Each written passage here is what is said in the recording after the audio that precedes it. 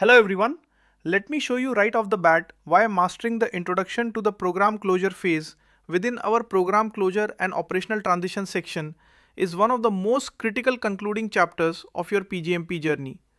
Because many program managers get so exhausted by the time delivery finishes that they just drop the keys and walk away, leaving a chaotic mess behind.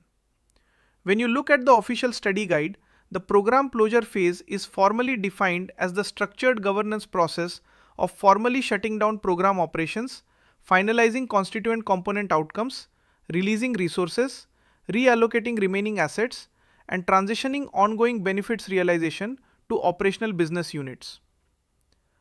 Now, in very simple words, program closure is just like packing up your home and handing over the keys after selling it.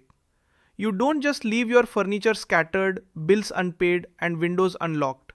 You clean every room, transfer the utility accounts to the new owner, and sign the official closing papers properly. Think of it like this.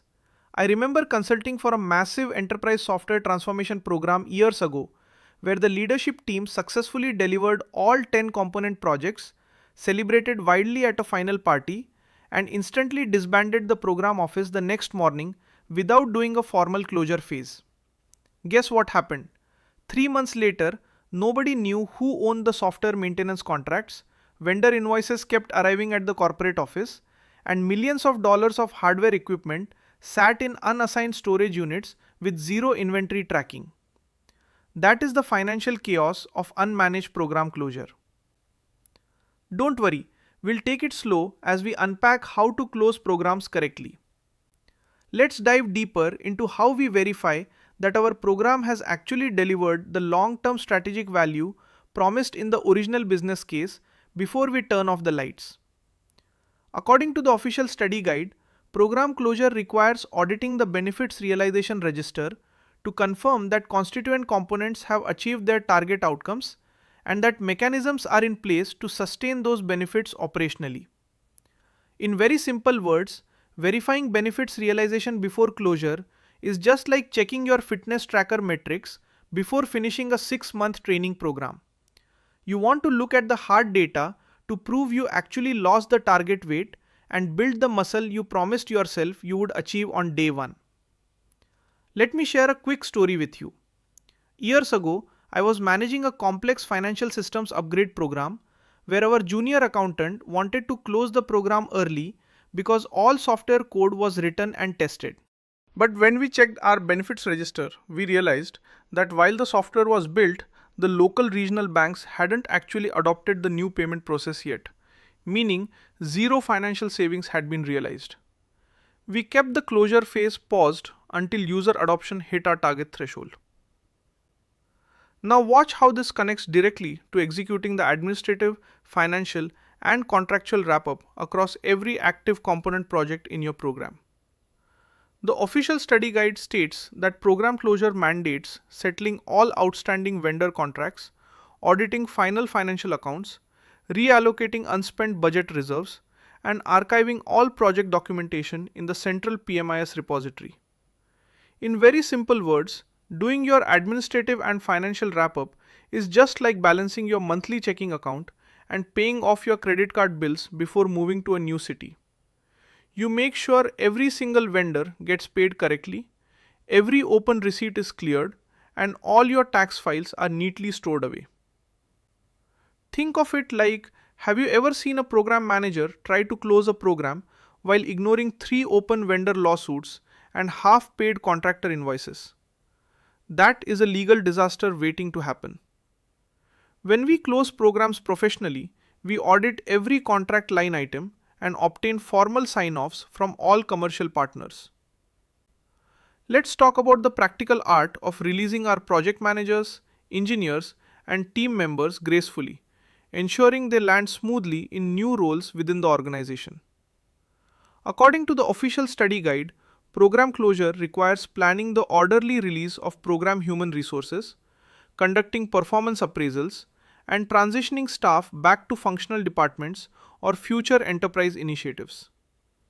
In very simple words, releasing human resources during program closure is just like a theater director thanking all the actors and stage crew after the final night of a successful Broadway show and helping them find their next starring roles in upcoming productions. Think of it like this. I remember consulting for a multi-country infrastructure program where our program manager abruptly fired 200 skilled engineers on the very last day of closure without giving them any notice or career support, causing massive panic and destroying the company's reputation as a good employer.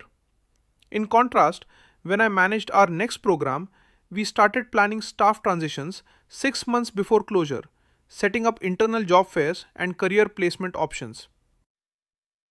Let's explore how to conduct comprehensive retrospectives, capture valuable lessons learned, and archive all organizational process assets into the corporate knowledge repository.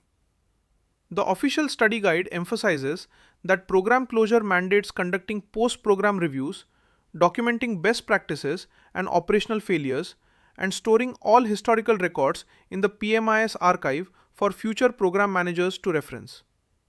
In very simple words, capturing lessons learned is just like writing down your secret family recipes in a cookbook so that future generations can bake the same delicious pies without making the same mistakes you made along the way. Think of it like this. I remember managing an enterprise software program where we ran into a massive, expensive vendor delay during year 1.